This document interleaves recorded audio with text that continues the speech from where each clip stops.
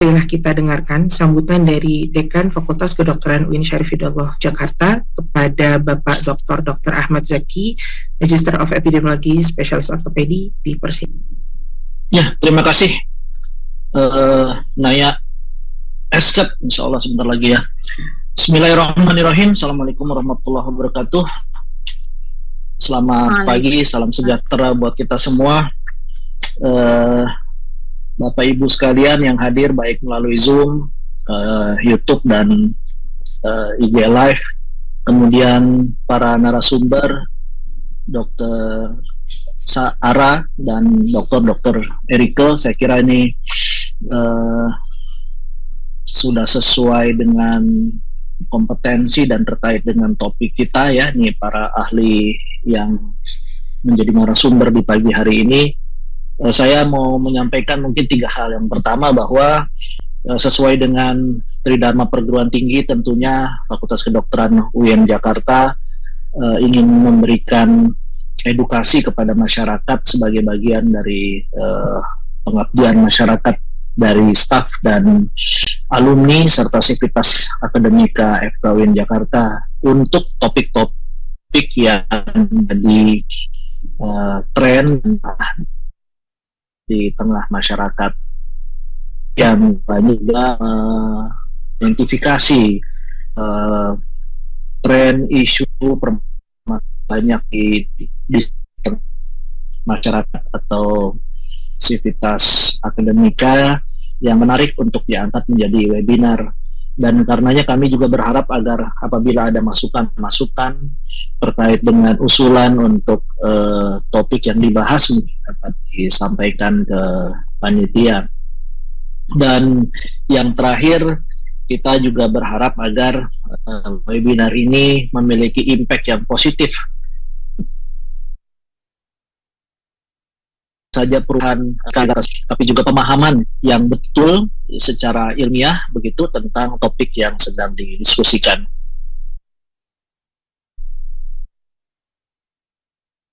Saya kira itu sampai mengupayakan dan menyelenggarakan kegiatan rutin kita, semoga dapat berlanjut terus dengan topik-topik yang dibutuhkan dan memberikan manfaat bagi masyarakat. Insya Allah sebaik-baiknya manusia adalah yang paling banyak memberikan manfaat untuk semua. Billahi taufiq wal hidayah, wallahu muwaffiq ila aqwamit thoriq. Assalamualaikum warahmatullahi wabarakatuh. Waalaikumsalam warahmatullahi wabarakatuh. Terima kasih atas sambutannya Dr. Zaki. Berikutnya kita akan masuk ke acara utama kita, yakni pemaparan materi. Dan untuk materi yang pertama akan dibawakan oleh Dr. Erike. Sebelumnya mohon izin saya untuk membacakan CV-nya terlebih dahulu ya, Dok. Panitia boleh dibantu share screen CV Dr. Erike.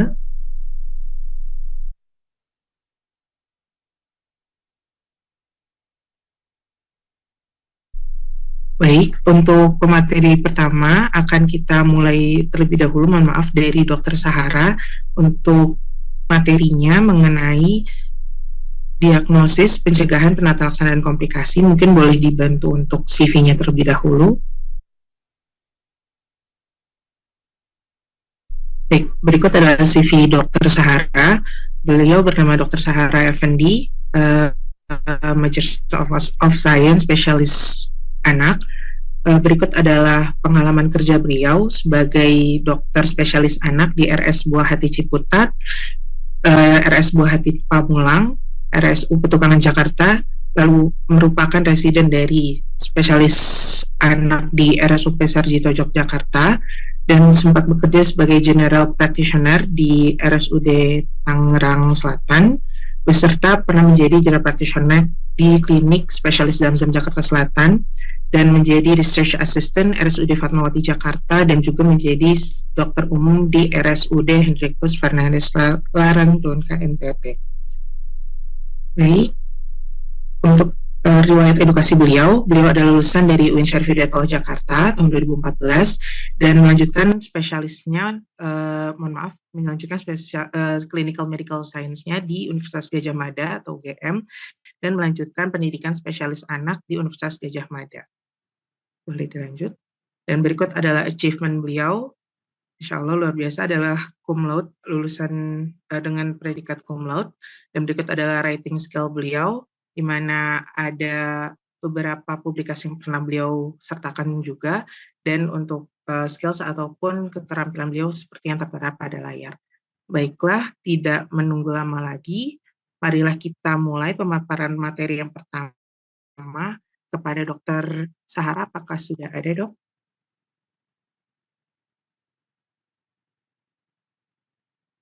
Assalamualaikum, Dokter Sahara. Assalamualaikum. Waalaikumsalam, Waalaikumsalam. Dokter. Apa Oke, kabar, Dokter? sehat Fauzia. Makasih ya. Itu Alhamdulillah. TV-nya sampai dibacain lengkap banget kayaknya. Baik, Dokter. Mungkin untuk waktu pemaparannya terkait materi yang ingin Dokter sampaikan sekitar 20 menit, Dokter. Untuk waktu dan layar dipersilakan. Oke, Assalamualaikum warahmatullahi wabarakatuh.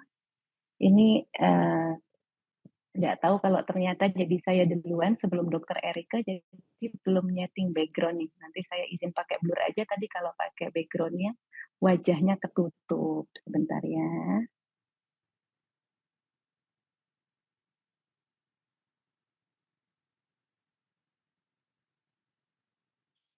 Oke, sudah jelas ya, Dokter Fauzia ya?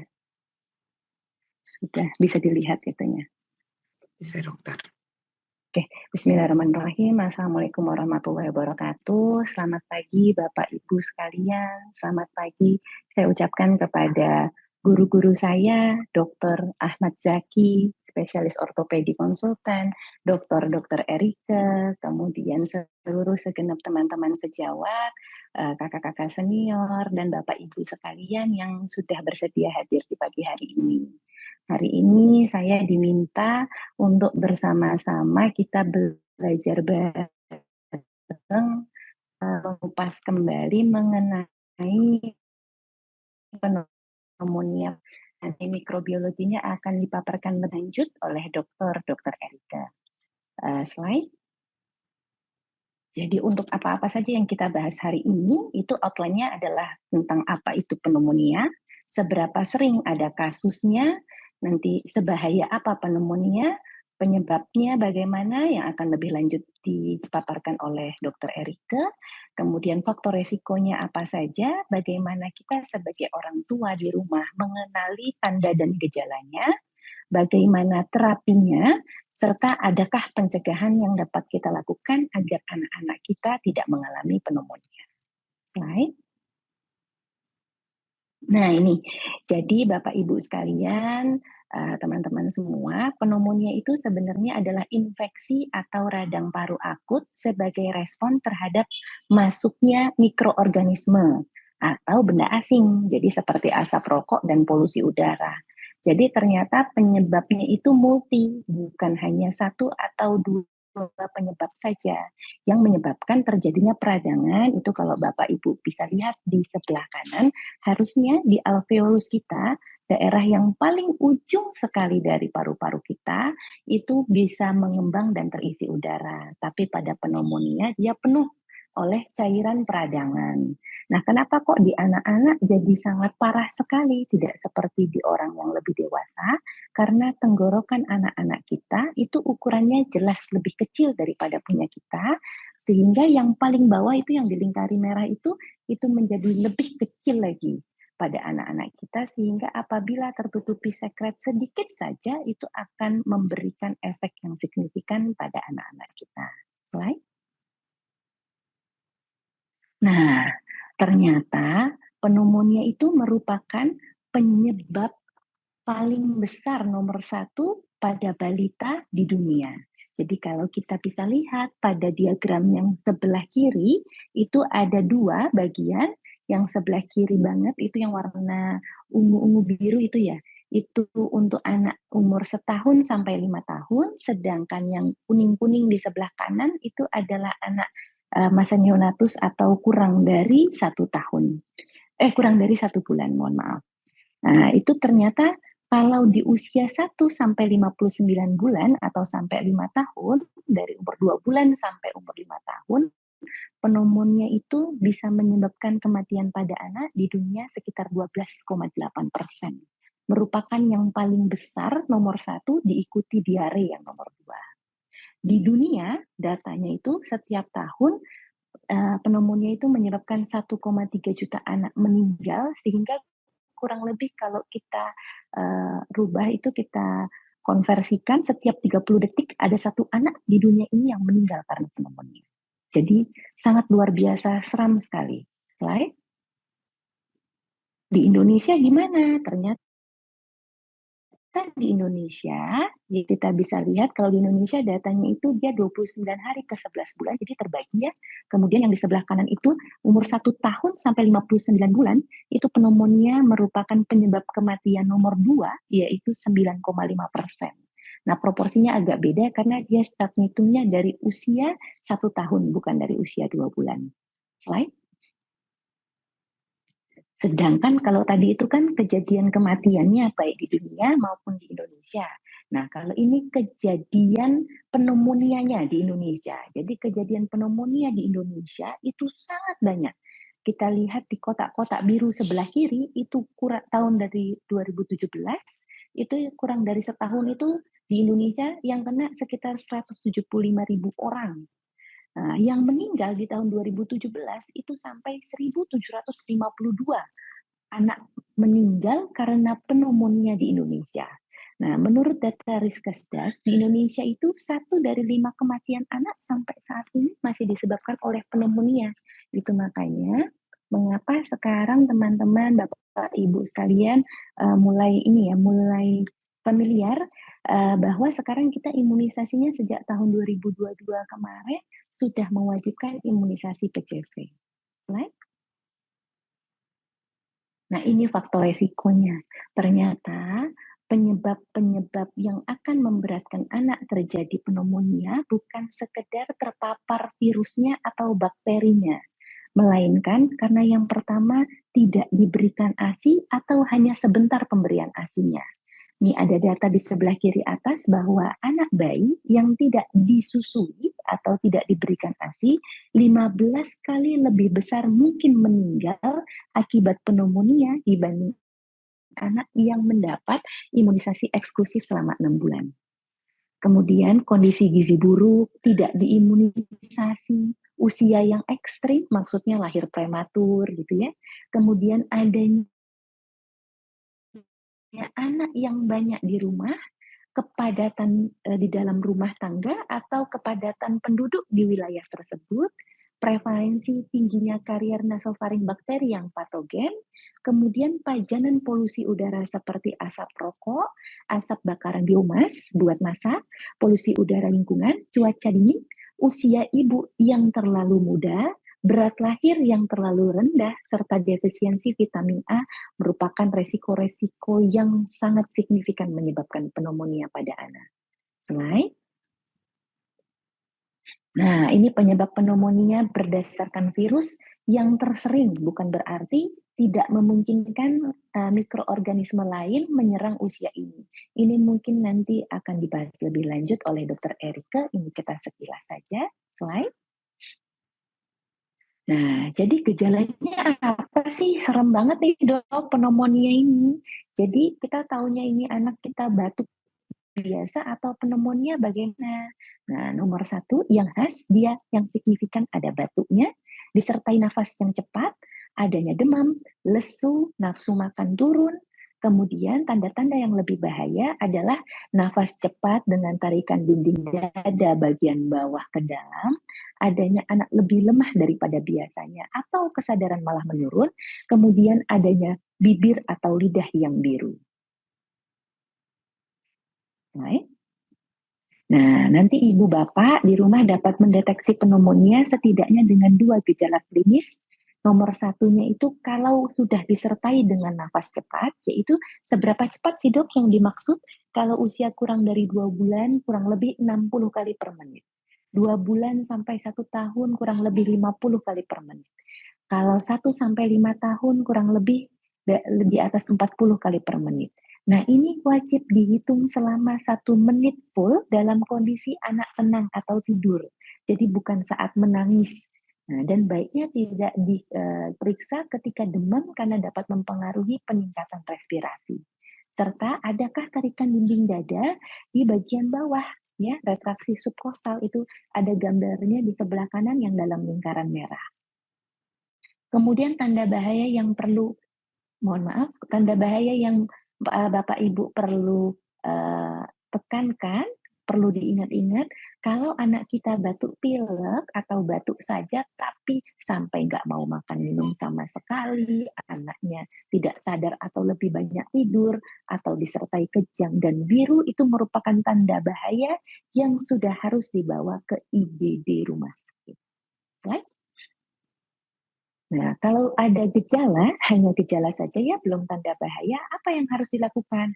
Boleh segera bawa anak Bapak atau anak Ibu ke dokter, baik dokter praktek pribadi, klinik, puskesmas, atau rumah sakit. Yang terdekat, mana saja. Right? Nah, jadi yang dilakukan di rumah ini kita harus apa? Apa nih supaya kita ini nggak bingung kalau misalnya takut kita pneumonia. Nomor satu, kita harus memahami betul pengendalian faktor resiko pneumonia. Jadi kuncinya itu bukan lagi di kuratif tapi di preventif atau pencegahan. Jadi upayakan pemberian ASI, upayakan anak itu jaraknya tidak terlalu dekat, di rumah tidak terlalu ramai, tidak ada paparan rokok, kemudian anak nutrisinya adekuat, kemudian imunisasinya dilakukan dengan lengkap dan tidak terlambat. Kemudian nomor 3-nya adalah apabila mendapat obat, maka wajib pemberiannya sesuai secara takaran dan waktu yang tepat. Lalu kita mampu mengenali tanda-tanda awal pneumonia seperti yang tadi sudah disebutkan dan memahami tanda bahaya pneumonia agar kita tahu kapan anak kita ini sudah tidak bisa lagi dibawa ke klinik atau praktek rawat jalan dan harus sudah dibawa ke instalasi gawat darurat. Kemudian kapan harus membawa anak kembali kontrol ke dokter atau ke rumah sakit, menjaga kesehatan pada umumnya sehingga tidak ada sumber penularan. Karena biasanya anak-anak balita ini tertularnya dari kakak-kakaknya yang usia sekolah. Jadi yang sudah usia 9 tahun, usia 10 tahun. Kemudian membina suasana keluarga yang sehat di rumah dan segera membawa anak berobat apabila ada tanda-tanda sakit. Slide. Nah, terus kalau misalnya udah pneumonia kita apakan? Nomor 1 kunci utamanya hidrasi. Hidrasi itu adalah pemberian cairan yang adekuat kepada anak, baik berupa susu, air putih, ataupun apabila dirawat inap kita berikan berupa cairan infusan. Kemudian obat-obat simptomatik seperti obat-obat demam, kalau anak sesak mungkin perlu kita tambahkan uap atau nebulizer sesuai indikasi. Kemudian kalau misalnya disertai dengan muntah atau mencret maka diberikan obat-obatan simptomatik. Pemberian antibiotik yang sesuai, nah ini juga nanti ada pakarnya nih, ada dokter Erika ya, tergantung sama mikroorganismenya. Kemudian oksigenasi jika perlu. Lalu dok, kalau anak saya pneumonia, saya perlu ronsen anak saya tidak? Nah, ini yang sering miskomunikasi di antara bapak-bapak dan ibu-ibu sekalian. Jadi, untuk kasus pneumonia, pemeriksaan foto dada tidak direkomendasikan secara rutin apabila pasien dapat dilaksanakan rawat jalan. Tetapi wajib dilakukan apabila anak dirawat inap atau dicurigai mengalami komplikasi. Pemeriksaan foto dada follow up pun tidak perlu dilakukan. Jadi misalnya ketika rawat inap, terus di awal dilakukan foto ronsen, saat pulang tidak perlu diulang. Kecuali tidak adanya perbaikan atau tidak respon terhadap antibiotik, sehingga kita mencurigai adanya komplikasi sehingga perlu dilakukan ulangan foto setelah pemberian 2 kali 24 jam antibiotik. Kemudian, sebagai informasi tambahan, melakukan ronsen atau foto dada pada anak kita tidak dapat mengidentifikasi agen penyebab bakteri, virus, atau parasit yang terjadi pada anak kita tersebut. Ya, slide.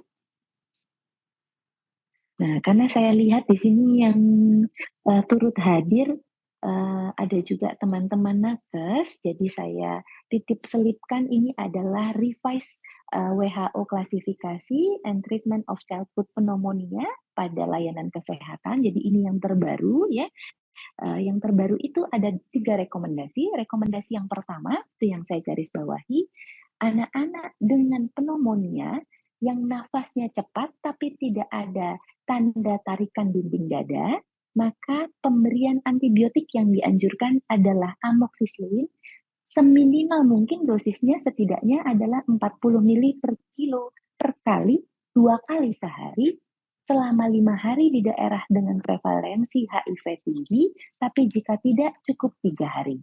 Kemudian rekomendasi yang kedua, anak-anak dengan nafas cepat yang disertai tarikan dinding dada atau tarikan dinding dada saja tanpa nafas cepat, maka pemberian antibiotiknya tidak menilai apakah daerah tinggi HIV atau tidak tinggi HIV, tetap harus minimal 5 hari. Kemudian rekomendasi ketiganya, kalau anak belum mencapai usia 5 tahun, maka first line antibiotik rawat inapnya tetap ampicillin gentamicin sebelum pemberian ceftriaxone. Slide. Ini mungkin agak berbeda sama ilmu-ilmu kita dulu yang menggunakan amoxicillin dengan dosis 15 sampai 25 ml per kilo per 8 jam. Khusus untuk pneumonia ada perubahan dari WHO. Ini adalah kriteria rawat inap, yaitu pada bayi dan pada anak, terutama intinya apabila ada tanda-tanda bahaya, seperti tidak mau minum atau tidak mau menetek, atau tadi ada kebiruan atau ada penurunan kesadaran.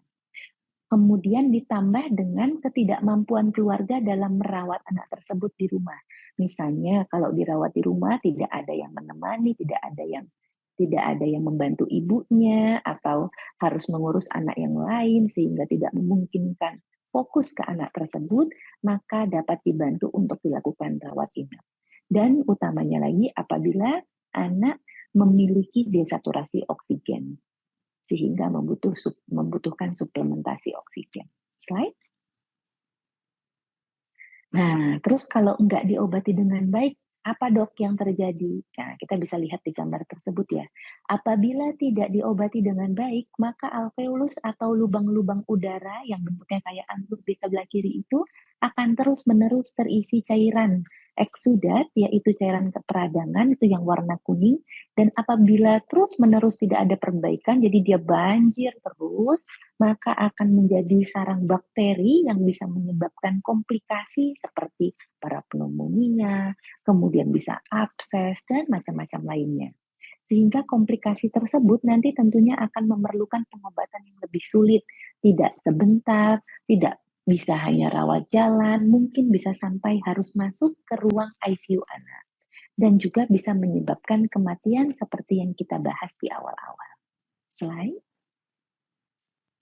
Nah, namun Bapak Ibu sekalian, ini saya titipkan pesan di akhir bahwa jangan sampai mengira untuk menghindari pneumonia, kita hanya memberikan anak kita imunisasi PCV.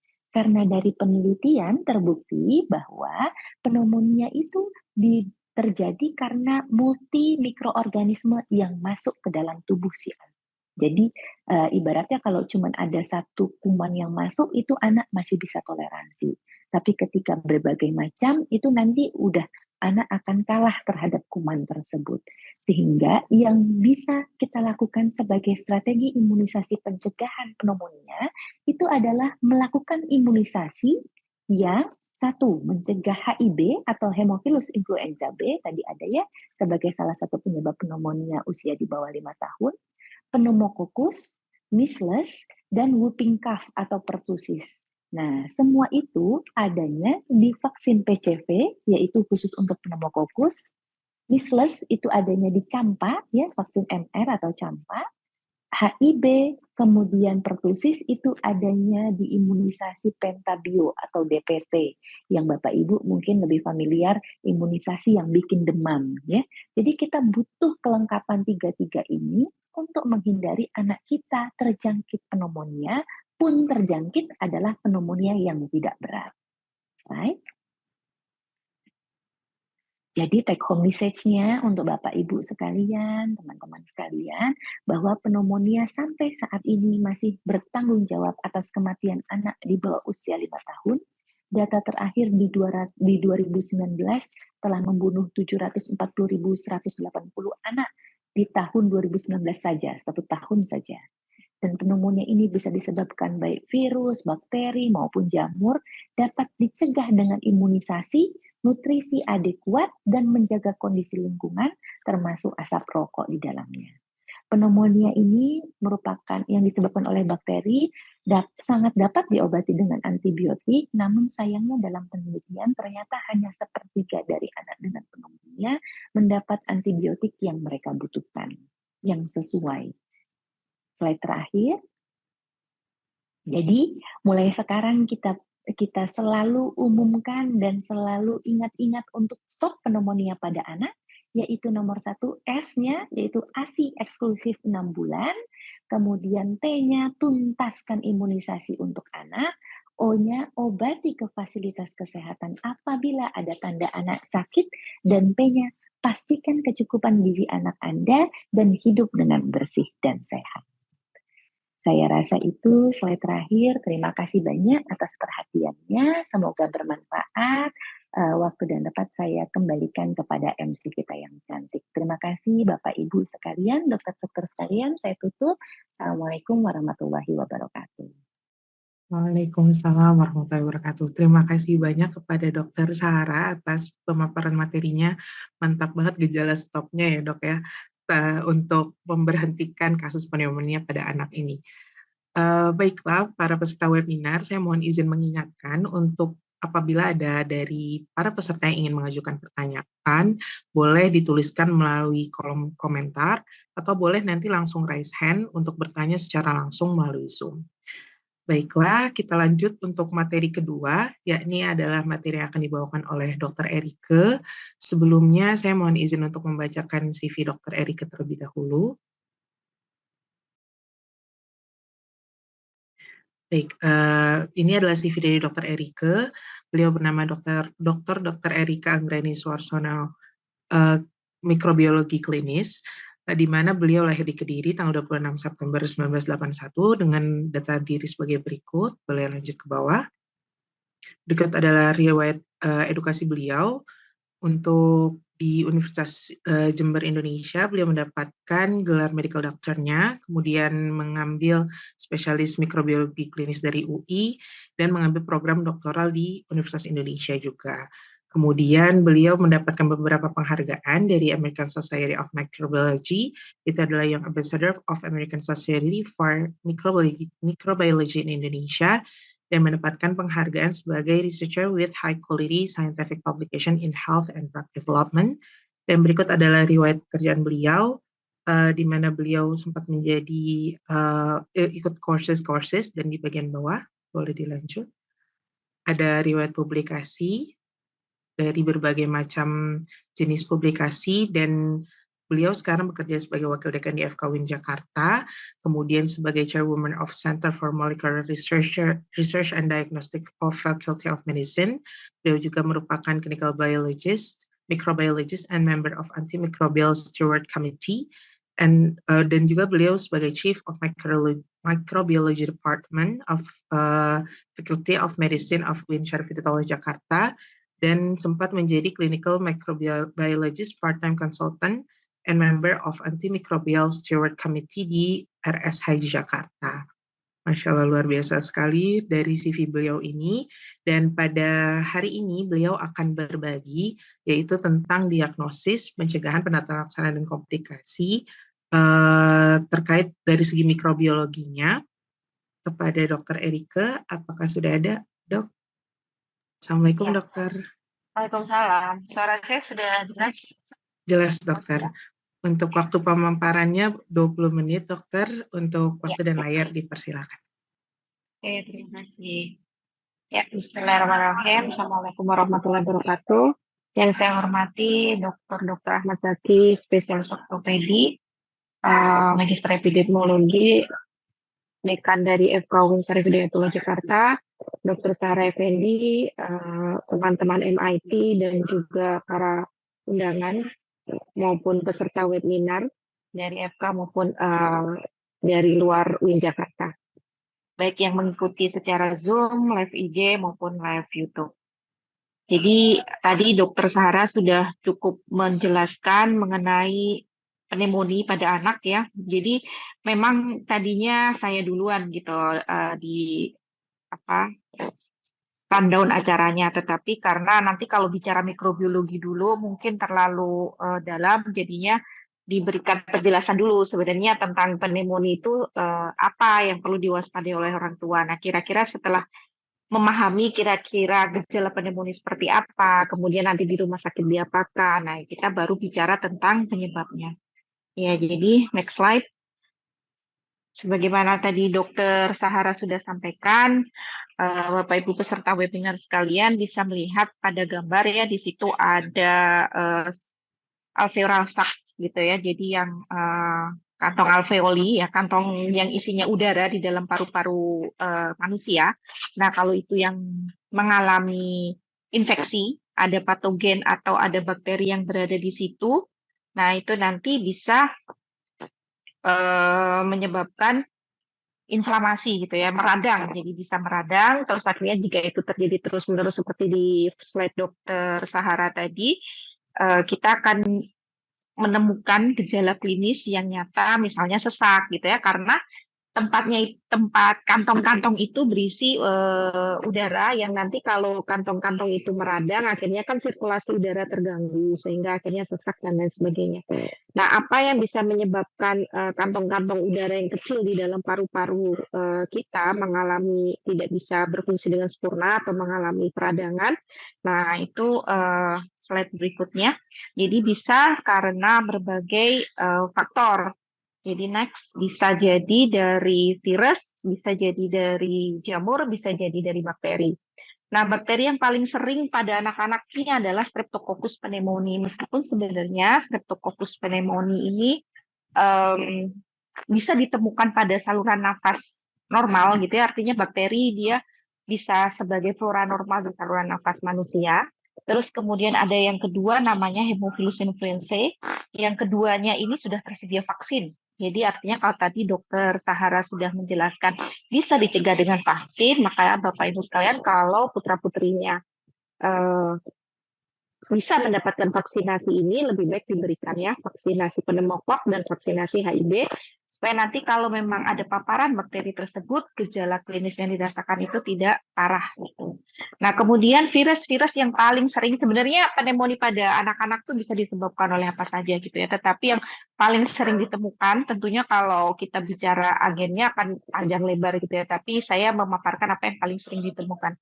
Jadi RSV atau Respiratory Syncytial Virus ini paling banyak ditemukan di menyebabkan infeksi pneumonia pada anak-anak ya, terutama kurang dari usia 5 tahun. Terus kemudian ada jamur. Apakah jamur juga bisa menyebabkan pneumonia? Hanya jamur ini lebih banyak pada anak-anak dengan gangguan imunitas. Jadi anak-anak dengan HIV positif atau anak-anak dengan penurunan imunitas misalnya dengan kanker atau dengan pengobatan kemoterapi. Nah, itu biasanya yang paling sering menyebabkan pneumonia adalah jenis pneumocystis jirovecii. Ya, next slide. Saya izin matikan kamera ya, karena takut keputus-putus suaranya. Nah, ini adalah gambar dari Streptococcus pneumoniae yang Bapak Ibu bisa perhatikan di samping kanan. Itu adalah skema. Jadi di dalam suatu bakteri itu ada permukaan ditempelin protein-protein gitu ya. Nah, proteinnya itu nanti atau membran selnya bagian dari situ itu membawa molekul yang nantinya akan memicu penyakit pada anak yang terinfeksi gitu ya. Jadi kita menyebutnya sebagai faktor virulensi. Nah, kalau istilah genom itu artinya adalah susunan materi genetik dalam suatu sel. Jadi susunan materi genetik pada bakteri Streptococcus pneumoniae di bagian materi genetiknya itu ada yang mengkoding kode, ada yang memberikan kode. Ini nanti akan menyebabkan gangguan pada sel gitu ya. Ini nanti akan menyebabkan lisis pada sel dari mukosa alveoli seperti itu.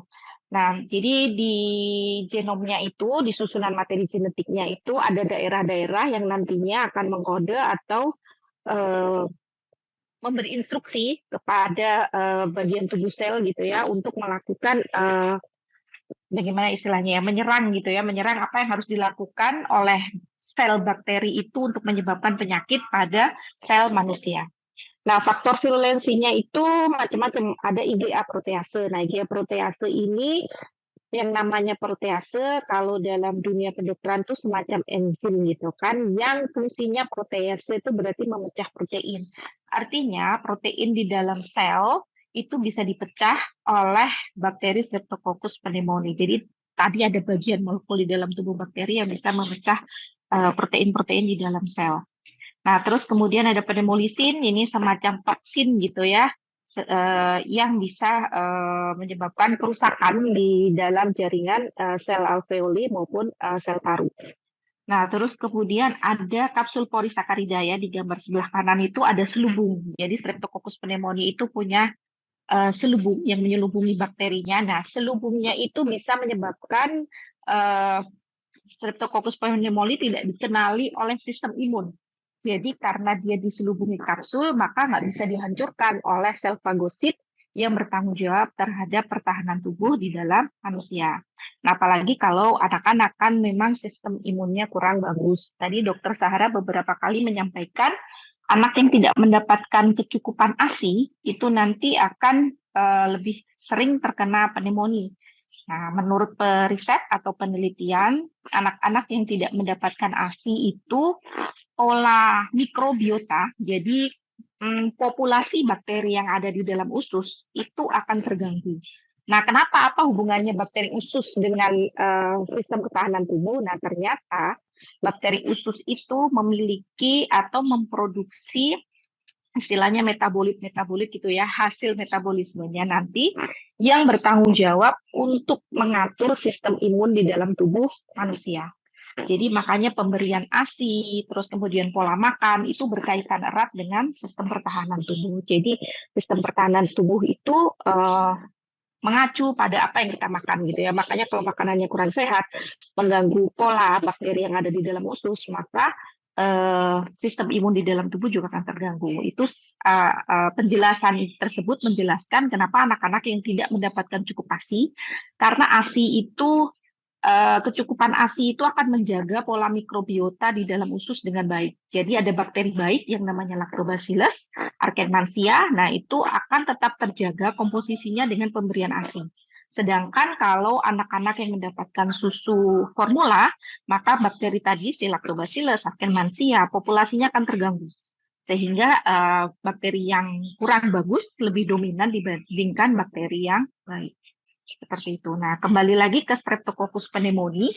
Jadi, Streptococcus pneumoniae ini selain punya kapsul, dia juga memproduksi H2O2 yang akhirnya bisa merusak materi genetik dari sel host gitu ya. Jadi kan sel itu ada materi genetik yang nanti fungsinya dia akan memberi kode gitu ya, memberi kode supaya kapan ini sel diperbaiki, kapan sel ini harus membentuk lagi selubung, membentuk membran gitu. Karena itu kode-kodenya diganggu, akhirnya sel itu menjadi rusak, terus kemudian akhirnya menjadi mati secara sel. Bagaimanapun juga tubuh manusia itu tersusun atas ribuan sel gitu. Karena kalau sel di dalam paru-paru ini terganggu akibat produksi H2O2 oleh Streptococcus pneumoniae, maka bisa kita bayangkan efeknya seperti yang gambar Dokter Sahara tadi berikan gitu ya, alveolinya rusak, kolaps atau mengalami apoptosis gitu ya, selnya lisis. Ya, next slide. Nah, itu bisa diklik lagi biar ada gambarnya ya. Nah, Streptococcus pneumoniae itu ternyata nggak cuma ada di paru-paru. Pada bayi yang belum mendapatkan kekebalan terhadap Streptococcus pneumoniae, infeksi itu tidak hanya ada di alveoli, tapi bisa juga di jaringan otak, di selaput otak, maupun juga mengalir bersama aliran darah yang akhirnya disebut sebagai sepsis. Nah, kalau sudah sepsis itu kan infeksi berat, makanya harus dikasih antibiotik dosis tinggi. Tetapi tentunya pemberian antibiotik tidak semua pneumonia harus diberikan antibiotik ya. Nanti mungkin kita ketika ngomongin virus dan jamur kita akan bicara bahwa pneumonia tersebut, infeksi paru tersebut tidak perlu antibiotik gitu karena memang penyebabnya bukan bakteri. Nah, Streptococcus pneumoniae sendiri itu terdiri atas berbagai jenis. Ya, kita menyebutnya sebagai serotip. Jadi ada satu bakteri, tapi dia punya variasi yang berbeda, gitu ya. Sama kayak rambutan tuh. Rambutan tuh ada rambutan raffia, ada rambutan Aceh, gitu kan. Nah, sama ini Streptococcus pneumoniae juga begitu. Jadi Streptococcus pneumoniae ada PCV tipe 1, PCV tipe sampai 96, gitu ya. Beberapa penelitian membuktikan bisa sampai 100 serotype. Nah, kemudian hanya ada beberapa serotype yang kemungkinan menyebabkan keparahan gitu. Nah, yang menyebabkan keparahan inilah yang kemudian dikembangkan sebagai vaksin. Vaksin dari pneumonia ini ada conjugate vaksin. Jadi ada PCV tipe 1 sampai ada 7 gitu ya, conjugate-nya ada 7, ada juga yang 13. Ada juga yang terbaru itu ada 23. Jadi serotype yang terlindungi dalam vaksin tersebut. Mungkin nanti juga ke depannya COVID-19 itu juga akan dikembangkan seperti itu ya. Ada strain kalau bahasa di COVID itu adalah strain yang berbeda-beda. Jadi nanti bisa coverage Omicron, Delta, Alpha dan lain sebagainya. Nah, kalau Streptococcus pneumoniae ada 13, ada 22, ada 7. Nanti tergantung merek masing-masing vaksin. Tetapi pada prinsipnya vaksin yang dikembangkan itu akan meng-coverage gitu ya Streptococcus pneumoniae yang memang memiliki virulensi yang virulensi atau menyebabkan keparahan klinis yang lebih berat dibanding serotype yang biasa. Ya, next slide. Nah, kemudian yang berikutnya adalah Haemophilus influenzae. Haemophilus influenzae ini sama. Haemophilus influenzae ini bakteri yang memiliki kapsul. Jadi pada umumnya bakteri-bakteri yang memiliki kapsul itu adalah bakteri-bakteri yang tahan terhadap fagosit sistem imun. Jadi sistem imun nggak bisa menghancurkan karena dia seperti punya dom gitu kan ya. Jadi kalau ada serangan rudal gitu, jadi dia istilahnya terlindungi oleh kapsulnya. Nah, Haemophilus influenzae juga memiliki beberapa serotype. Bedanya Haemophilus influenzae ini murni patogen. Jadi dia tidak ada dalam saluran nafas manusia. Jadi kalau seorang anak terkena Haemophilus influenzae itu pasti tertular dari orang dewasa atau tertular dari orang lain di sekitarnya gitu ya. Karena tidak ada Haemophilus influenzae ditemukan pada hewan, pada tanaman atau sebagai bakteri lingkungan. Jadi dia hanya ada di saluran nafas manusia yang terinfeksi. Nah, sama seperti Streptococcus pneumoniae, dia bisa dicegah, terutama ini serotype yang menyebabkan infeksi berat itu adalah Haemophilus influenzae tipe B. Makanya vaksinnya namanya HIB. Ya, next slide. Nah, ini adalah virus yang kemarin bikin heboh di China. Mungkin Bapak Ibu atau peserta webinar lainnya bisa pernah ya membaca beberapa waktu lalu ada dicurigai pneumonia unknown gitu kan. Nah, pneumonia unknown ini sebabnya apa? Nah, ternyata setelah diteliti oleh WHO, jadi infeksinya itu adalah koinfeksi antara Mycoplasma pneumoniae. Mycoplasma pneumoniae adalah suatu bakteri dengan RSV, jadi respiratory syncytial virus. Nah, kenapa seperti itu? Karena pada saat itu di China suhunya sedang turun gitu ya, sedang musim dingin. Tentu saja itu membutuhkan sistem imun atau kekebalan yang lebih tinggi lagi untuk anak-anak. Dan Mycoplasma pneumoniae sebenarnya juga bukan bakteri baru. Mycoplasma pneumoniae ini kita bisa temukan di lingkungan. Artinya pada lingkungan yang mendukung dia bisa ada menyebabkan infeksi, satu orang terinfeksi nanti menularkan kepada orang yang lainnya. Seperti itu. Ya, next slide. Nah, ini adalah Mycoplasma pneumoniae. Nah, Mycoplasma pneumoniae ini adalah bakteri yang unik. Jadi dia nggak punya membran, nggak punya dinding, nggak punya seluruh. Dia karena keunikan tersebut, dia bisa merubah-ubah bentuk. Karena bisa merubah-ubah bentuk, itu dia bisa filamenteus, bisa bentuknya lonjong gitu ya. Jadi akhirnya dia bisa menyesuaikan diri untuk attach ke dalam sel gitu. Nah, ketika dia sudah nempel ke sel, nah itu susah dilepas kayak lintah gitu ya. Jadi dia lunak kayak lintah gitu. Nah, gambarannya seperti itu. Nah, karena dia nempel gitu ya, begitu nempel itu susah dilepas, begitu nempel ke membran alveoli, nah itu akan menyebabkan proses infeksi, peradangan, inflamasi, dan muncul gejala pneumonia seperti gambaran yang tadi dokter Sarah sampaikan. Nah, itu beberapa proses ketika si warna kuning itu adalah bakterinya Mycoplasma pneumoniae nempel di saluran epitel dari saluran nafas gitu ya, di epitel saluran nafas dia menghasilkan H2O2, menghasilkan beberapa faktor virulensi lainnya. Kalau sudah nempel menghasilkan itu tentu saja akan merangsang sistem imun. Nah, karena dia nggak punya dinding sel, terus kemudian bentuknya yang nggak tentu gitu ya. Jadi dia bisa merubah-rubah bentuk, bisa filamentous dan lain sebagainya. Mycoplasma pneumoniae itu nggak bisa diwarnai dengan gram karena pewarnaan gram itu pewarnaan di laboratorium yang berbasis dinding sel gitu ya, makanya nggak bisa dideteksi dengan pewarnaan mikroskopik. Pun antibiotik ya atau antimikroba yang basis kerjanya targetnya pada dinding sel juga tidak bisa digunakan untuk Mycoplasma pneumonia. Jadi antibiotiknya nanti khusus, nggak bisa diberikan seperti tadi kita sebut amoksisilin. Nah, kalau udah ketahuan Mycoplasma pneumonia, tentu amoksisilin nggak bisa, karena amoksisilin bekerjanya pada dinding sel. Kita bisa ganti dengan antibiotik yang tidak bekerja pada dinding sel. Nah, ya next slide. Ya, itu adalah gambaran dari mikroskop elektron gitu ya, mikroskop dengan apa namanya? Dengan kemampuan khusus, perbesaran khusus sehingga bisa dilihat bentuk selnya. Nah, ini menempel sangat erat gitu ya. Jadi kalau menempel sangat erat nanti menimbulkan berbagai rangsangan yang memicu sistem imun atau sel-sel imun datang ke situ. Ya, next. Ya, ini yang berikutnya adalah virus. Ya, jadi tadi ada koinfeksi antara RSV. Biasanya kan pada anak-anak kecil nih RSV ini memang penyakit musiman gitu ya, dan sering sekali ditemukan infeksi pneumonia ringan karena RSV atau batuk pilek ringan karena RSV itu sering sekali ditemukan. Dan biasanya tidak berat gitu, kecuali pada kondisi imun yang turun. Nah, tetapi karena RSV tunggal terus kemudian kedatangan Mycoplasma pneumonia, maka akhirnya menjadi pneumonia yang berat karena ada dua agen yang menyebabkan penyakit sekaligus bersama-sama. Nah, kita bisa lihat di gambaran itu sebenarnya skema, mungkin Bapak Ibu peserta webinar udah bisa memahami ya virus karena pandemi itu mengajarkan kita pada banyak hal.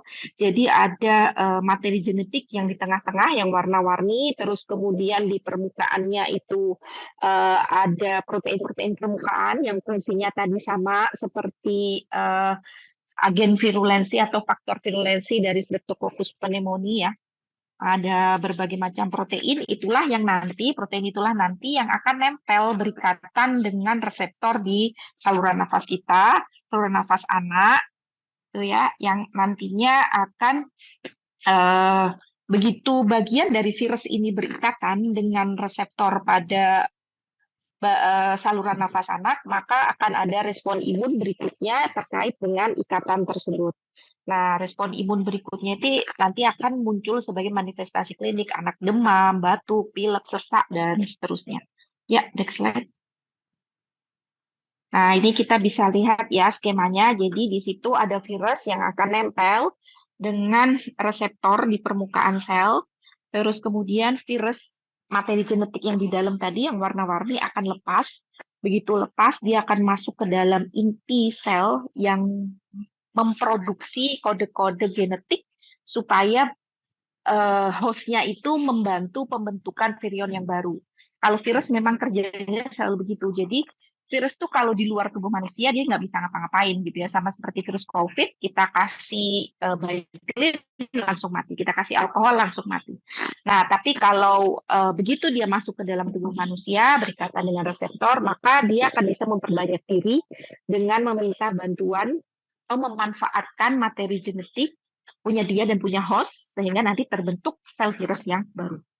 Nah, begitu terbentuk sel virus yang baru, jadi sel virus masuk memperbanyak diri, terus kemudian menyebabkan rangsang respon imun gitu ya, respon pertahanan tubuh, muncul gejala. diproduksi lagi sel virus yang baru. Nah, sel virus yang baru itu akan beredar menuju tempat di mana dia akan dikeluarkan. Nah, ini nanti konsepnya, fungsinya penting untuk memahami bagaimana pencegahannya. Tadi selain dilakukan imunisasi, ada pencegahan berdasarkan apa namanya pola shedding virus gitu ya. Jadi virus itu dikeluarkan di bagian tubuh yang mana? Apakah lewat saluran nafas, apakah lewat telinga, ataukah lewat urin, ataukah lewat feses, ataukah lewat darah. Nah, itu masing-masing virus itu berbeda-beda. Jadi sama seperti COVID-19, dia tidak akan shedding atau berjalan ke aliran darah gitu. Sehingga nggak bisa orang ketularan COVID-19 lewat produk darah. Beda dengan HIV atau HIV. Nah, HIV itu bisa produk virusnya ya, sel virusnya itu beredar bersama darah. Sehingga kalau kontak cairan tubuh atau darah, nah nanti bisa terinfeksi. Sama seperti RSV. RSV ini dia seedingnya atau jalan keluarnya itu supaya bisa tertransmisikan atau menular ke orang lain itu lewat saluran nafas. Jadi artinya virus ini akan menginfeksi anak yang lain atau orang dewasa yang memang tidak memiliki kekebalan terhadap RSV, misalnya orang yang sudah manula gitu ya, usia di atas 60 tahun, itu lewat saluran nafas. Gitu. Jadi artinya nanti kalau memang menularnya lewat saluran nafas, berarti yang harus dipakai ya apa yang bisa menutupi saluran nafas, berarti harus pakai masker. Nah, masker yang seperti apa? Maskernya berarti harus yang ukurannya tidak tertembus oleh virus. Nah, virus itu ukuran paling kecil kurang dari 3 mikron. Nah, sedangkan masker bedah itu masih bisa ditembus dengan 3 mikron.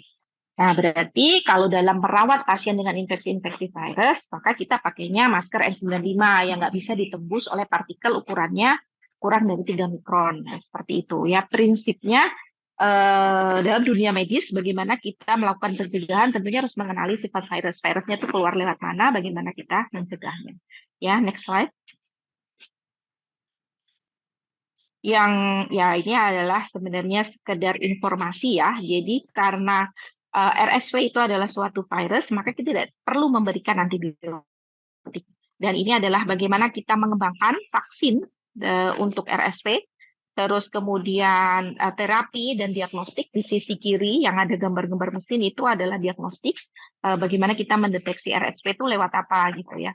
Nah, kita bisa menggunakan berdasarkan materi genetiknya karena kita tidak juga bisa melakukan kultur untuk virus. Ya, next slide. Nah, ini yang kemudian adalah jamur yang kita sebut sebagai pneumocystis. Jadi PCP ini jarang sekali kecuali pada anak yang memang HIV positif ya.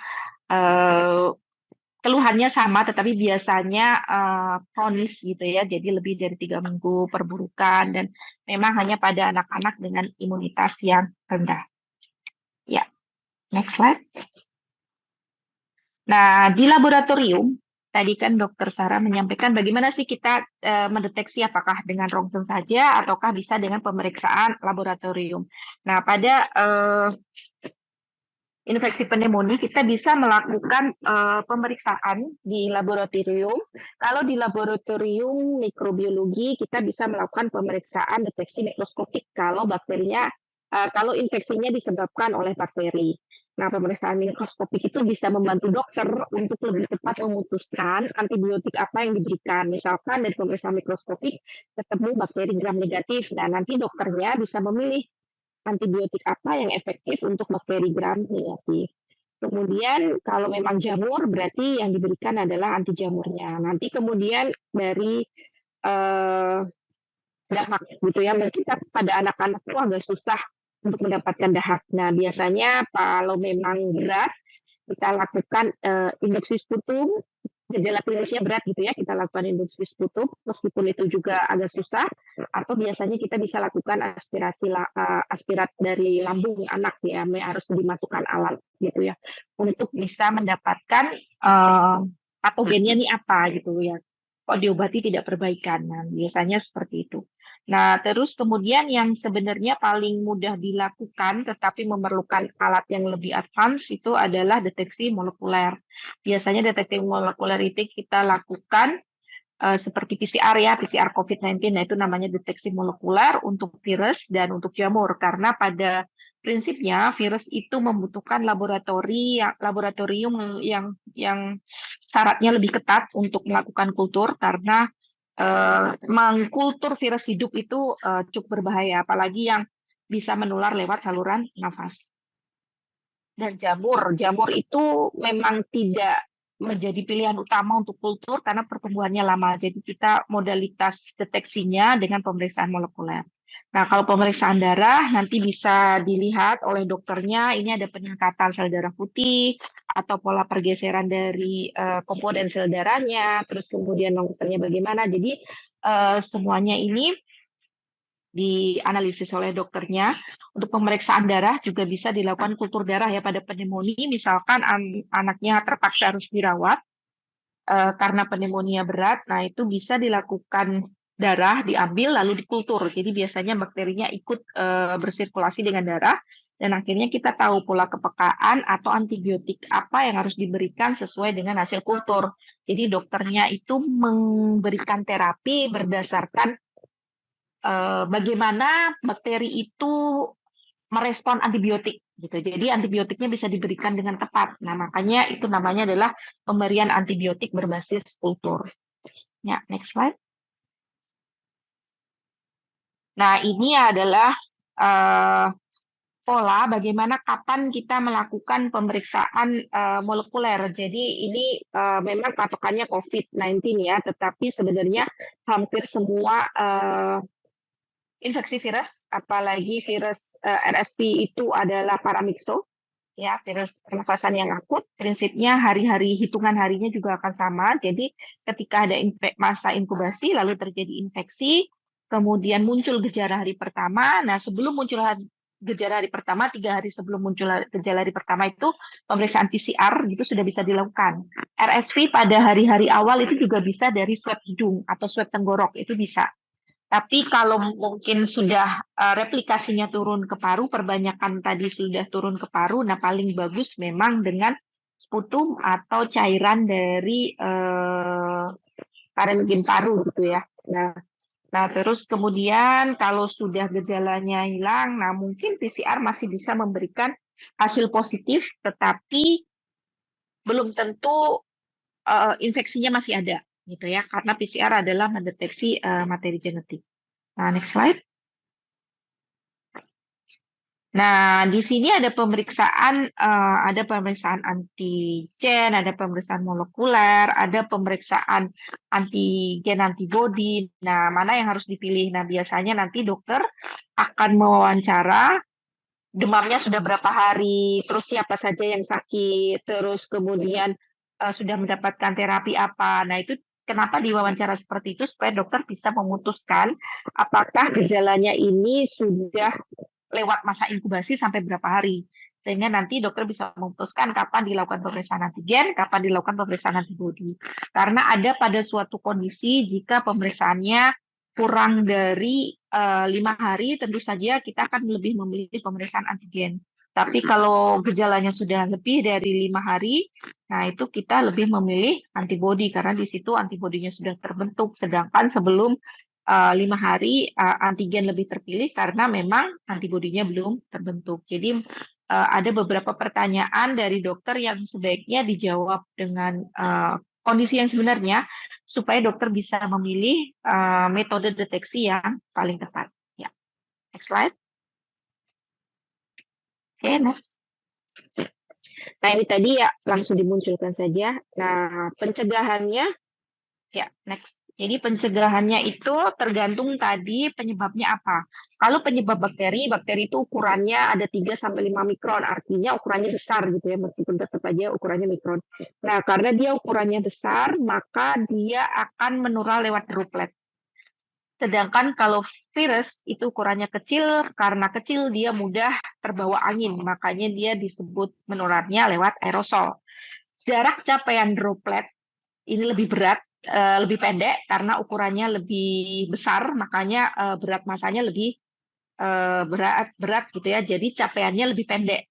Nah, sedangkan aerosol karena ukurannya lebih kecil, jadi berat masanya lebih ringan, maka capaiannya lebih luas gitu ya, lebih panjang.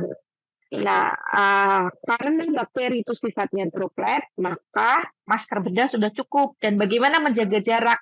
Maka jaraknya itu sekitar 2 sampai 3 meter, merawat itu nggak apa-apa kalau bakteri. Contoh bakteri tadi kan Streptococcus pneumoniae, Haemophilus influenza, Mycoplasma pneumoniae. Nah itu tidak apa-apa, yang merawat memakai masker bedah, terus berjarak 2 meter di dalam rumah yang sama itu masih aman.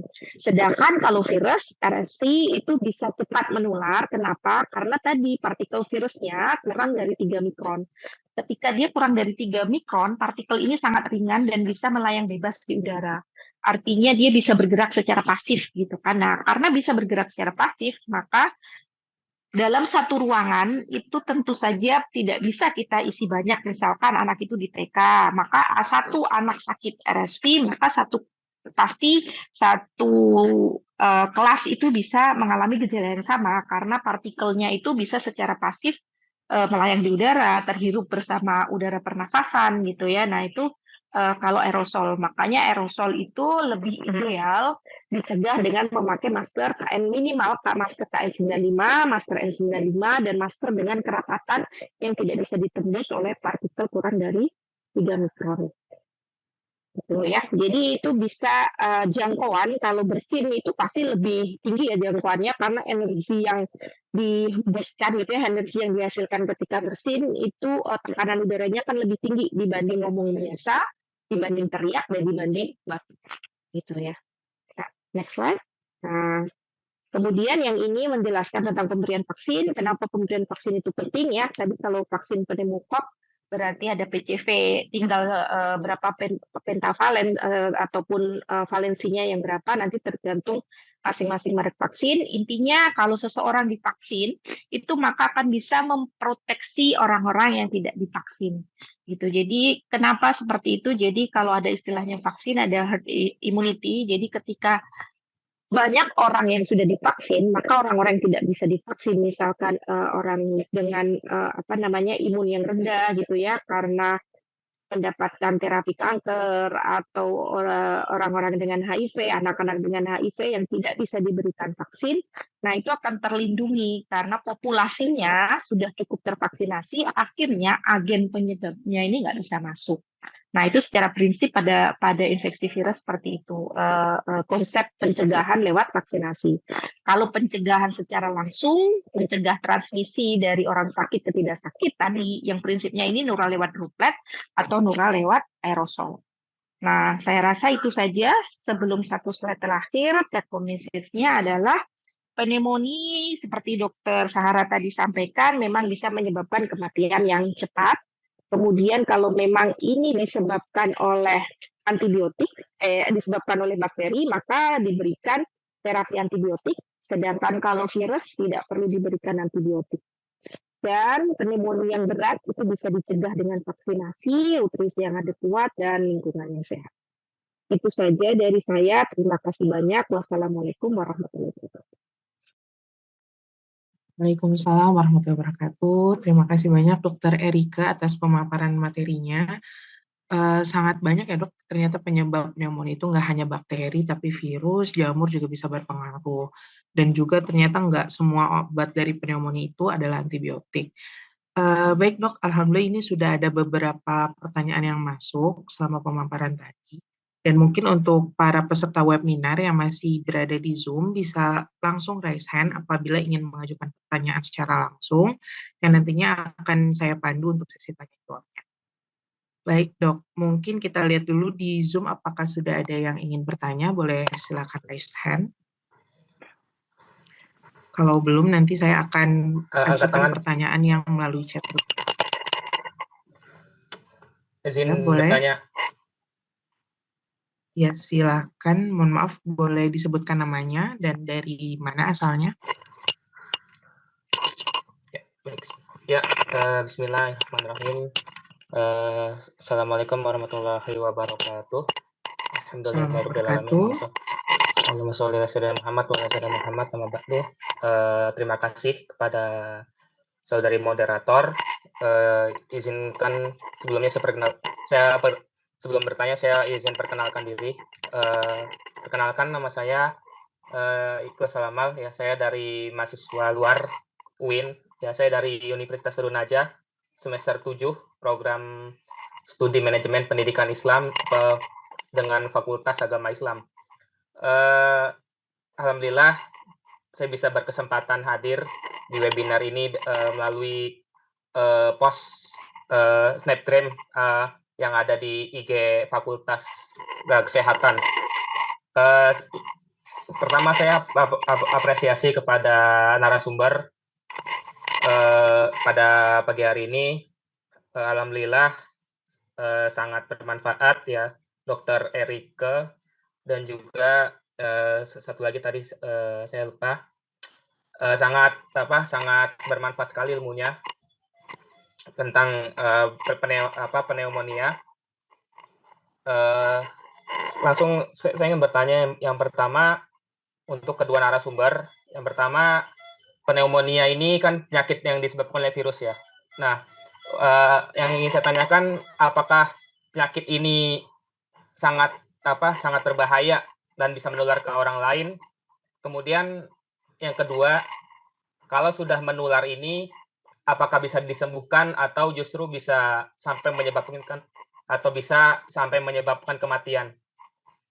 Syukran kasiron. Wassalamualaikum warahmatullahi wabarakatuh. Waalaikumsalam warahmatullahi wabarakatuh. Terima kasih kepada Bapak Ihsanul Amal. Mungkin bisa dijawab dari Dokter Sahara terlebih dahulu, Dok. Saya izin mengulangi bahwa apakah pneumonia itu berbahaya dan bisa menyebabkan kematian, dan apakah pneumonia itu... Terima kasih atas pertanyaannya, Bapak Ikhlasul ya, tadi ya yang bertanya ya.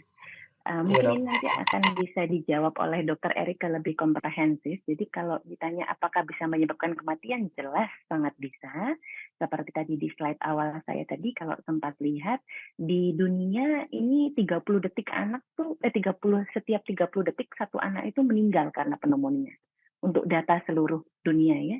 Sedangkan di Indonesia, 1 dari 5 kematian balita yang di bawah 5 tahun itu masih disebabkan oleh pneumonia. Jadi memang ini sangat berbahaya sekali, tapi konsepnya pneumonia yang berbahaya adalah pneumonia yang berat, yaitu pneumonia yang secara ilmiahnya itu terjadi koinfeksi penyakitnya, penyebabnya. Jadi yang masuk itu tidak hanya satu mikroorganisme, sehingga akhirnya balita tersebut dengan daya tahan tubuh yang kurang baik, apalagi jika tidak ditunjang dengan nutrisi yang bagus, tidak diberikan imunisasi, maka nanti akan menyebabkan pneumonia yang berat dan menyebabkan kematian. Kemudian kalau yang tadi apakah penyebabnya hanya virus saja, itu tadi sudah cukup dijelaskan banyak lengkap sama Dr. Erike, bahwa tidak hanya virus, melainkan bakteri, virus, dan jamur. Tiga-tiganya bisa menyebabkan, bisa koinfeksi, rata-rata tidak jarang kalau cuma ada satu saja yang bisa menyebabkan pneumonia, biasanya itu adalah gabungan dari beberapa mikroorganisme tersebut. Nah, mungkin akan dijawab lebih lanjut oleh Dr. Erike. Dr. Fauzia. Baik, terima kasih dokter. Mungkin boleh diberikan pelengkapannya Dr. Erike terkait apakah pneumonia itu hanya dari virus saja, Dok?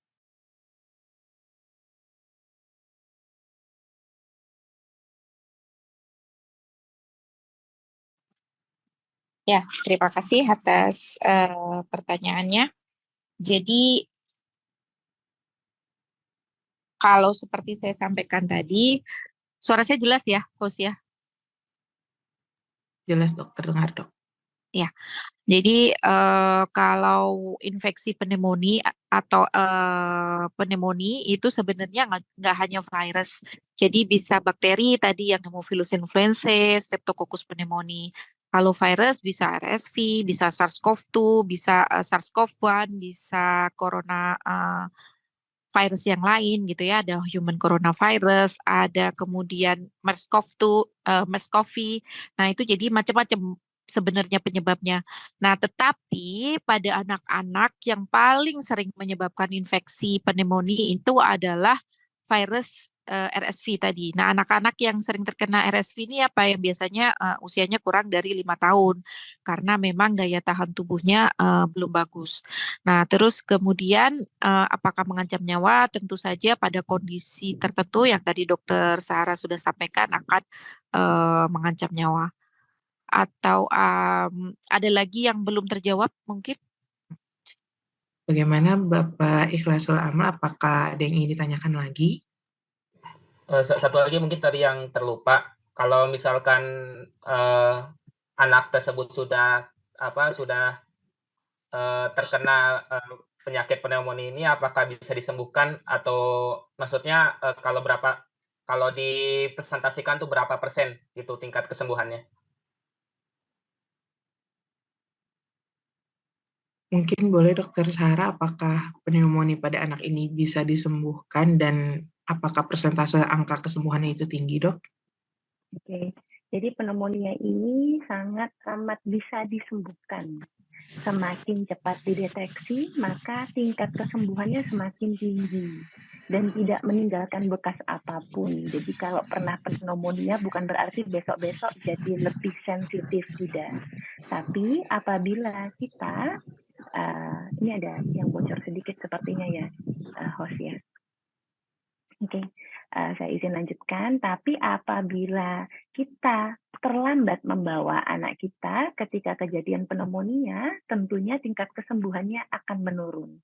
Kalau kita bicara presentasi di sini sulit kalau kita tidak menggolongkannya. Jadi setiap anak dengan kondisi yang berbeda itu memiliki presentasinya masing-masing.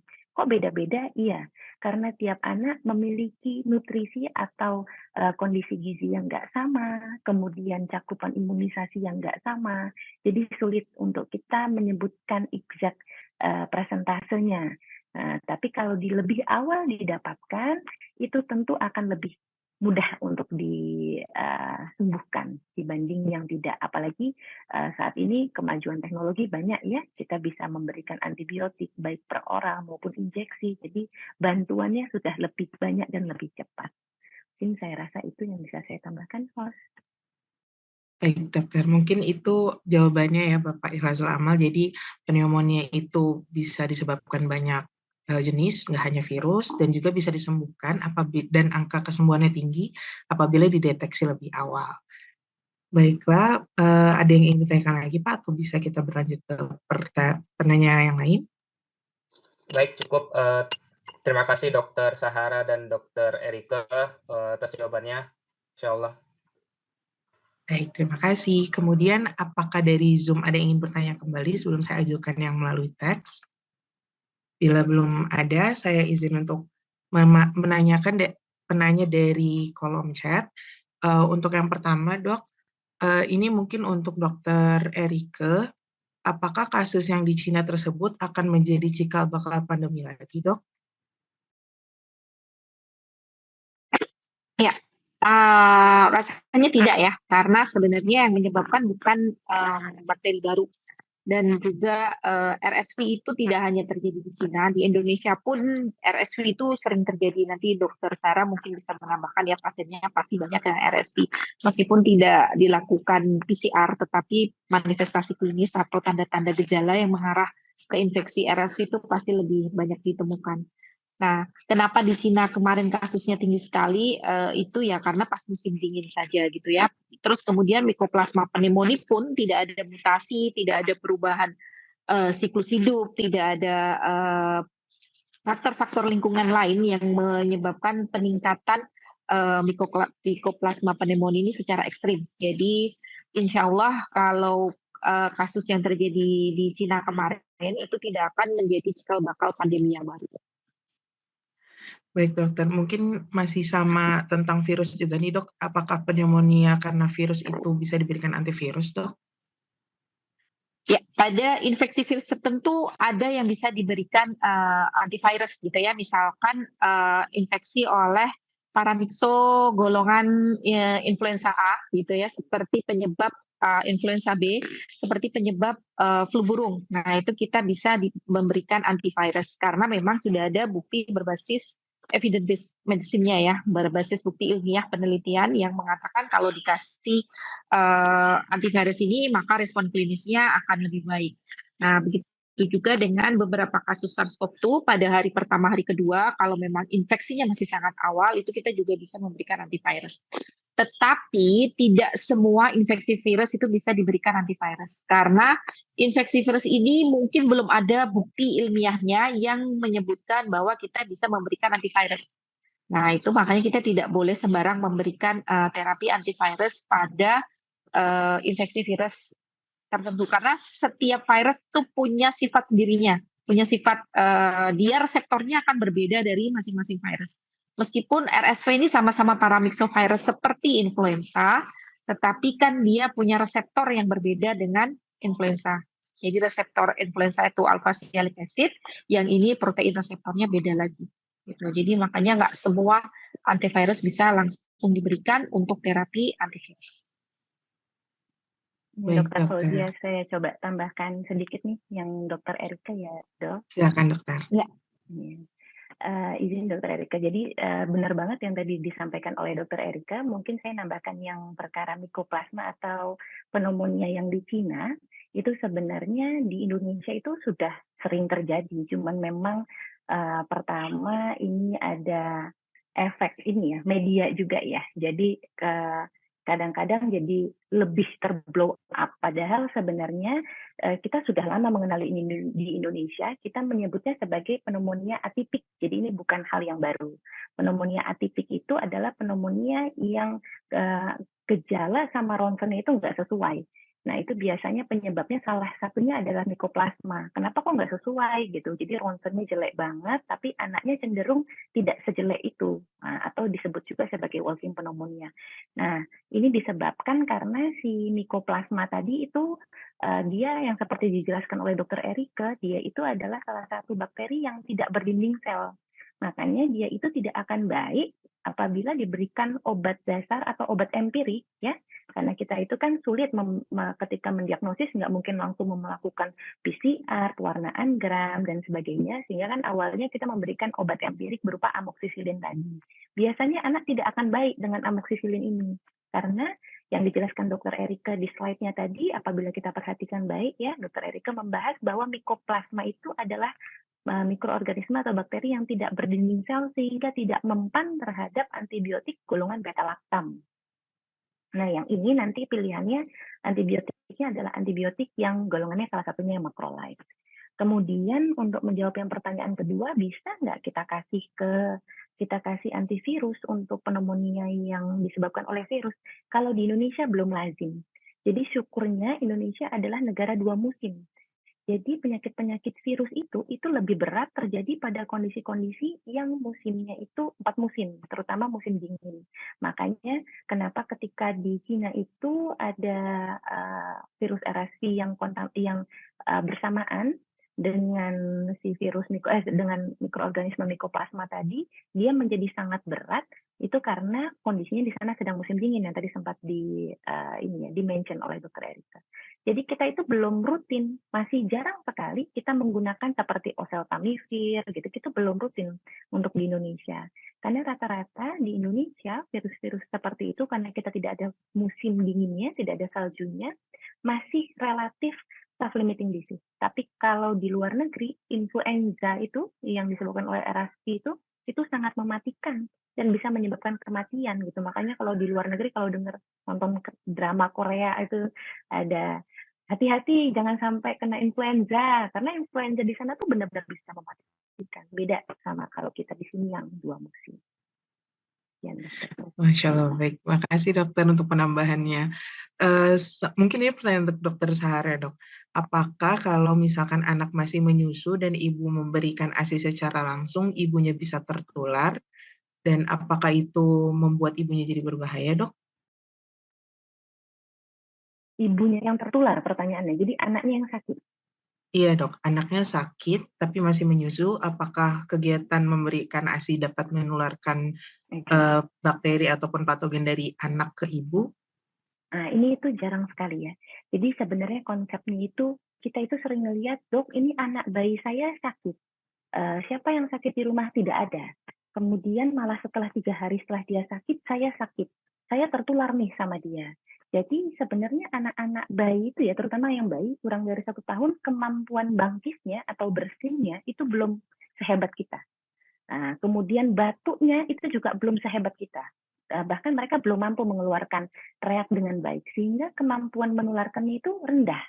Jadi yang betul itu sebenarnya bukan dia menulari kita, tapi coba direview ke belakang, biasanya kita dan dia sama-sama baru bertemu dengan orang lain yang sedang terinfeksi influenza atau pneumonia, lalu sama-sama masuk di kita sebagai karier nasofaring, namun karena dia daya tahan tubuhnya lebih lemah, di dia masa inkubasinya lebih cepat. Jadi di bayi atau di anak-anak timbulnya lebih cepat. Di kita masih berusaha menahan dengan daya tahan tubuh kita yang lebih baik, lalu akhirnya kita kalah. Makanya gunanya imunisasi itu adalah mengurangi karier nasofaring dari si kuman-kuman tersebut. Karena harus dilihat juga ya, 6 bulan itu, usia 6 bulan ke bawah itu, apalagi bayi 6 bulan ke bawah, itu belum punya bulu hidung. Nanti coba dicekin bayinya ya. Jadinya semua apapun itu kemampuan filternya itu rendah, jadi bisa langsung masuk, sehingga meningkatkan karier nasofaring tadi. Sehingga diharapkan diberikan imunisasi sejak awal 0, 1, 2 itu kan rapat sekali, gunanya untuk mengurangi karier nasofaring tadi. Jadi tidak akan menularkan, sebenarnya yang benar itu mungkin sebelumnya sama-sama sudah tertular. Lalu apabila dia mau menyusui, ya silakan, itu aman sekali dan nggak masalah, nggak akan nularin ke orang tuanya. Pun nanti orang tuanya sakit karena tertular bersama-sama karena sebelumnya, itu tidak ada masalah. Ya. Baik dokter, terima kasih dok. Mungkin ini pertanyaan untuk dokter Erike ataupun dokter Sahara, nanti juga boleh menambahkan dok, terkait apakah orang dewasa yang belum vaksinasi PVC ataupun HIV bila waktu kecil belum pernah, apakah perlu dilakukan vaksinasi lagi dok sekarang? Ya, kalau untuk orang dewasa mungkin nggak perlu ya, tetapi kalau mau umroh ini beda ya, beda, bukan, kita nggak ngomongin pneumokok, tapi ada vaksin Haemophilus influenza B. Nah itu perlu diberikan karena di sana bukan lebih kepada meningitis akibat Haemophilus influenza B. Karena di Timur Tengah itu secara alamiah di daerah nasofaring penduduk Timur Tengah itu memang membawa Haemophilus influenza B tanpa menyebabkan penyakit. Sedangkan kita penduduk yang ada di Asia itu di Asia Tenggara gitu ya, kita di Indonesia ini nggak memiliki flora normal ya Haemophilus influenza B. Baik dokter, terima kasih dok. Dokter Sarah ada yang ingin ditambahkan atau seperti ada pertanyaan di chat untuk dokter? Ini kalau tadi menambahkan, kalau orang dewasa, benar, kalau yang HIV tadi, saya setuju dengan dokter Erike, untuk yang PCV tadi, kalau kita nggak kemana-mana, tapi orang dewasa, itu disarankan untuk imunisasi PCV, terutama untuk orang dewasa yang memiliki faktor resiko, contohnya usia 65 tahun, lansia ya, 65 tahun ke atas, kemudian memiliki penyakit kronik, ya, seperti ada sedang dalam kemoterapi, misalnya dia kanker, ya, terus kemudian misalnya ada HIV infection, kemudian habis implan koklea atau pasca transplantasi, ya, misalnya transplantasi ginjal atau transplantasi lain-lain, ya, kemudian ada masalah di kepala ya, terutama karena si PCV ini bukan saja mencegah pneumokokus ke paru-paru, tapi juga pneumokokus sebagai penyebab meningitis ya. Jadi itu disarankan, tapi pilihannya beda.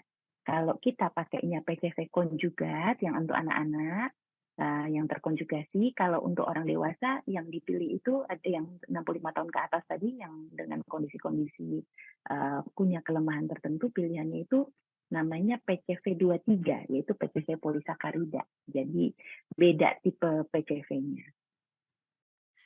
Baik dokter, mungkin karena keterbatasan waktu kita, ini pertanyaan yang terakhir ya dok. Ini dari kolom chat dari Mia Akidatul Islami. Assalamualaikum dokter Erike dan dokter Sahara. Izin bertanya, jika ada anak dengan pneumonia dan diberikan antibiotik, kemudian setelah diberikan antibiotik, anak tersebut diare, kira-kira antibiotik di stop atau bagaimana ya dok? Bagaimana dengan pemberian probiotik dok? Apakah ada pencegahan agar anak tidak diare setelah pemberian antibiotik, mengingat antibiotik itu bisa mengubah keseimbangan flora usus? Mungkin boleh dari dokter Sahar terlebih dahulu, dok. Oke, terima kasih. Pertanyaannya dokter Mia ya. Ini dokter Mia Akidatul ya. Jadi sebenarnya jangan dilupakan bahwa salah satu gejalanya pneumonia pada anak itu juga diare. Nah, jadi hati-hati di sini, itu belum tentu penyebab diarenya adalah pemberian antibiotik. Jadi ketidakseimbangan bakteri baik di dalam usus kita, ya, itu bisa salah satunya dipengaruhi oleh antibiotik, tapi bukan antibiotik dalam waktu singkat. Ini kan tadi pertanyaannya, ketika diberikan antibiotik berarti sedang ya, masih OTW, terus anak sudah diare. Kalau seperti itu, maka determinasi kita penyebab diarenya itu bukan karena antibiotik, tapi karena penyakitnya. Bisa karena pneumonia-nya atau bisa koinfeksi. Jadi dengan kondisi daya tahan tubuh yang sedang turun, ada penyakitnya, kemudian dia lebih mudah tertular, misalnya ada yang sedang diare atau ada makanan yang kurang bersih, atau merupakan part dari gejala pneumonia dia, karena pneumonia itu bisa disertai dengan muntah dan mencret. Kemudian apa yang harus dilakukan? Apakah dapat diberikan probiotik? Boleh sekali, karena tata laksana pilar diare pada anak itu salah satunya adalah pemberian zinc tetap ya, kemudian pemberian cairan adekuat, oralit, kemudian melanjutkan menyusui, kemudian salah satunya juga bisa ditambahkan dengan pemberian probiotik, tapi tidak wajib, tapi boleh ditambahkan sebagai probiotik. Dan sebenarnya bukan mencegah agar anak tidak diare setelah pemberian antibiotik. Di sini ada yang klarifikasi, yang harus diklarifikasi nih, ini pemahamannya agak salah. Jadi antibiotik dalam waktu yang berulang-ulang, jadi waktunya dekat atau jangka panjang, itulah yang menyebabkan terjadinya ketidakseimbangan flora normal di usus. Tapi kalau antibiotiknya diberikan dengan waktu yang tepat, jumlah yang pas, sesuai indikasi, itu tidak menyebabkan ketidakseimbangan.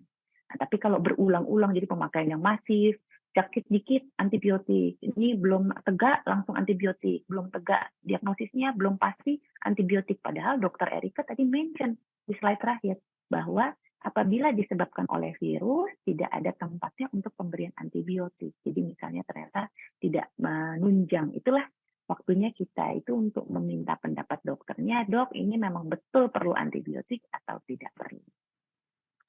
Baik, dokter, terima kasih. Mungkin menyambung dari pertanyaan tadi untuk dokter Erika, kalau begitu cara membedakan karena virus, bakteri, dan jamur bagaimana, dok? Ya, sebelum saya jawab pertanyaan yang kedua ya, nah, pertanyaan dokter Mia tadi mungkin perlu diketahui bersama. Bagaimana dokter Sarah jelaskan, mungkin ada kaitannya dengan pneumonia atau pemberian antibiotik berulang-ulang dan waktu lama. Tetapi memang ada suatu kondisi yang namanya antibiotik associated diarrhea. Jadi kondisi itu bisa terjadi pada antibiotik yang diberikan dalam dosis tinggi, dalam jangka waktu pendek, tapi dosisnya tinggi, karena itu nanti akan merubah keseimbangan pola usus. Satu. Terus kemudian ada kondisi pemberian antibiotik lebih dari 7 hari secara berturut-turut, itu juga akan memicu associated tadi ya, antibiotik associated diarrhea. Nah, kenapa seperti itu? Ketika terjadi ketidakseimbangan mikrobiota di dalam usus, maka yang menjadi dominan itu adalah Clostridium difficile, yang akhirnya memicu terjadinya gangguan atau inflamasi peradangan pada mukosa usus yang muncul manifestasinya adalah diare. Nah, makanya pemberian antibiotik itu dosisnya harus tepat, terus indikasinya harus jelas, diberikan juga pemberiannya kalau memang harus per oral, terus kemudian diberikan 1 kali harus seperti itu. Pentingnya pemberian antibiotik secara tepat. Kemudian bagaimana dengan probiotik? Probiotik itu setuju dengan Dokter Sarah, boleh saja diberikan, boleh ditambahkan, tetapi tidak harus. Tetapi pada pasien-pasien sepsis, biasanya saya menambahkan, kalau konsultasi ke mikrobiologi ya, karena tidak ada pilihan. Biasanya pasien sepsis anak-anak itu kan ada resistensi juga, tidak ada pilihan antibiotik yang bagus, biasanya kita akan memberikan antibiotik juga dan menambahkan probiotik supaya gangguan ketidakseimbangan mikrobiotanya itu bisa diturunkan atau diminimalisir gitu ya dengan pemberian probiotik. Nah, terus untuk pertanyaan bagaimana membedakan, terus ini adalah penyebabnya adalah bakteri, virus, dan jamur. Nah, kalau jamur itu sudah langsung bisa dieliminasi selama sistem imunnya bagus gitu ya. Terus kemudian tidak ada indikasi mengarah kepada HIV atau keganasan kanker, nah mungkin jamur itu bisa dieliminasi. Sedangkan kalau infeksi bakteri dan infeksi virus, biasanya nanti Dokter Sarah bisa menambahkan, biasanya kalau virus itu demamnya tinggi gitu, terus kemudian sporadik gitu ya, satu anak sakit semuanya langsung sakit. Nah, kalau bakteri itu biasanya demamnya 38 atau di bawah itu subfebris, terus pelan-pelan demamnya, terus kemudian 2-3 hari masih tetap demam gitu ya. Nah, itu kalau virus itu biasanya resolve-nya cepat gitu kan demamnya. Nah, seperti itu. Jadi kalau bakteri tanpa pemberian antibiotik tidak akan ada perbaikan. Sedangkan kalau virus tentu saja tanpa pemberian antibiotik dia akan membaik secara sendiri membaik sendiri karena kan pada prinsipnya infeksi virus itu adalah self limited disease. Saya rasa dari saya itu. Baik, dokter. Mungkin Dokter Sarah ingin menambahkan, Dok? Ya, yang sedikit tadi itu aja ya, tambahan pertanyaan bagaimana membedakan. Tadi juga ada di slide saya, jadi yang paling khas itu adalah apabila nafasnya cepat disertai dengan tarikan dinding dada. Itu sudah patokan bahwa pasien ini tidak hanya mengalami pneumonia yang disebabkan oleh virus, melainkan pneumonia yang disebabkan oleh bakteri. Atau dia berbarengan, jadi seperti yang kejadian di tempat lainnya, jadi virus duluan, kemudian ada opportunistik masuk si bakterinya. Kalau sudah seperti itu, dua tanda gejala itu kita wajib berikan antibiotik. Seperti yang tadi saya berikan rekomendasi yang dari WHO ya, baik dengan tanda-tanda nafas cepat saja atau dengan tarikan dinding dada beserta nafas cepat. Nah, kalau itu kita sudah wajib pakai antibiotik. Jadi kalau virus itu di Indonesia jarang, hampir nggak pernah ya, bikin hanya virus alone itu nggak mungkin bikin pneumonia berat kalau dia sendirian. Jadi dia bisa self-limiting disease, kemudian tinggal kalau perlu diberikan simptomatik, sama ditingkatkan daya tahan tubuhnya. Saya rasa itu Dokter Fauzi. Baik, Dokter. Alhamdulillah mungkin karena waktunya sudah habis untuk sesi tanya jawab, walaupun ada beberapa pertanyaan yang belum bisa kita ajukan, mungkin nanti di lain kesempatan boleh ditanyakan kembali atau mungkin melalui personal dari media sosial dokter-dokter mungkin boleh juga dicari tahu nanti bagi para peserta apabila masih ingin bertanya. Mungkin sekarang kita beralih ke acara penyerahan sertifikat terlebih dahulu ya, Dok. Mungkin yang pertama untuk Dokter Sahara terlebih dahulu.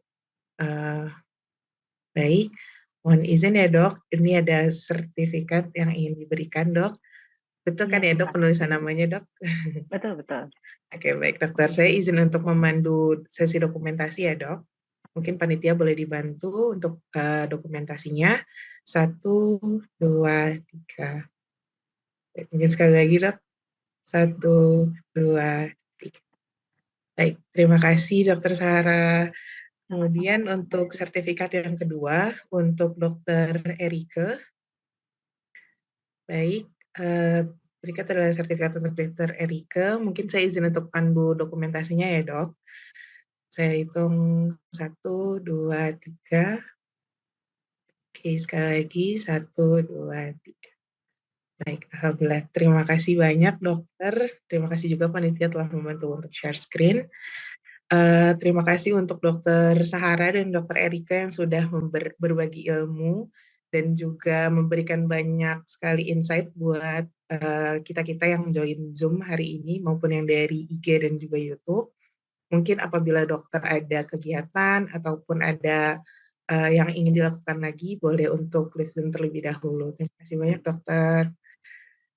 Baiklah, saya mohon izin memberikan kesimpulan terhadap materi dari 2 materi yang telah disampaikan tadi terkait pneumonia itu adalah penyakit infeksi paru yang bisa disebabkan oleh virus, bakteri maupun jamur, di mana gejalanya itu beragam mulai dari batuk, nafas cepat, demam, anak lesu, penurunan nafsu makan, bahkan bisa sampai kejang dan membiru.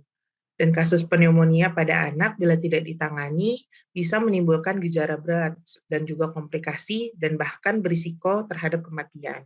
Sehingga harus diupayakan pencegahan, vaksinasi, dan juga penanganan segera bila anak mengalami gejala pneumonia. Marilah kita tutup acara dari pagi sampai siang hari ini dengan pembacaan doa untuk doa akan dibawakan oleh Saudara Kevin Maulana. Kepada Saudara Kevin Maulana, dipersilakan. Baik, Assalamualaikum warahmatullahi wabarakatuh.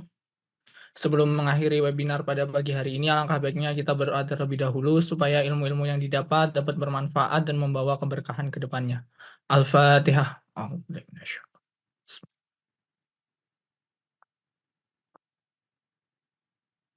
A'udzubillahi minasyaitonirrajim. Bismillahirrahmanirrahim. Alhamdulillahirabbil alamin. Hamdan syakirin, hamdan na'imin, hamdan yuwafi wa yukafi mazidah.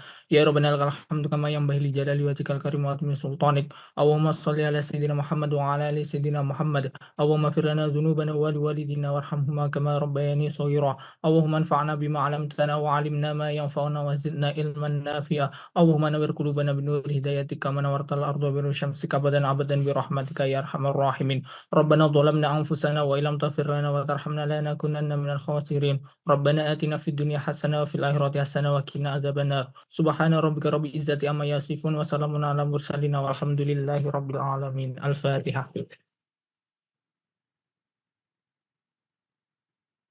Terima kasih. Wassalamualaikum warahmatullahi wabarakatuh. Waalaikumsalam warahmatullahi wabarakatuh. Alhamdulillah telah sampai kita di penghujung acara pada pagi sampai siang hari ini. Saya Fauzia Menakia selaku MC dan moderator mohon izin undur diri. Afwan jiddan apabila ada kekurangan ataupun salah kata. Akhirul kalam. Wassalamualaikum warahmatullahi wabarakatuh.